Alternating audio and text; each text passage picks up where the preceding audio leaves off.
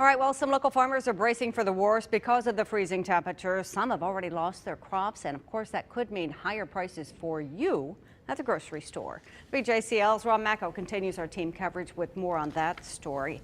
And I guess the onion farmers especially getting hard hit this year. Yeah, the Vidalia onion farmers especially watching the weather after the temperatures in the teens last night and expected to be in the teens again tonight. They're not real happy about that. Now, those who grow collard and other greens are also concerned as well.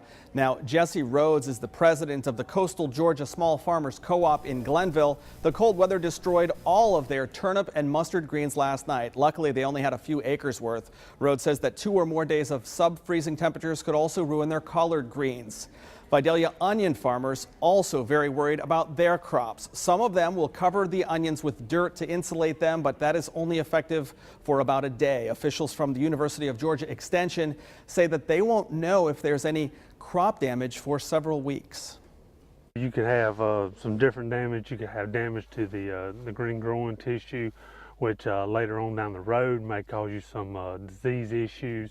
And then you could also have some damage to the bulb as well. If the weather changes in the next 4 or 5 days, we'll be able to tell whether or not they're going.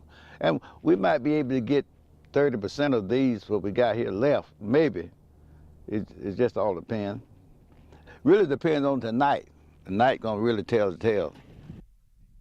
Now, Vidalia onions are in high demand, so if any are ruined, we could see higher prices for them this year. It's also a $200 million industry in 20 South Georgia counties, so a bad crop could be devastating for a lot of people. Now, the good news in all of this is that things are supposed to warm up tomorrow, and that is just the news, Jennifer, that the farmers want to hear. I mean, 2 nights is bad enough for them, but if we start to go 3 or 4 nights, it could be really devastating. That really hits them deep in the pocket. I always feel so sorry for the farmers. It seems like they're constantly battling the weather. That's right, they sure are. All right, thanks, Rob. Sure.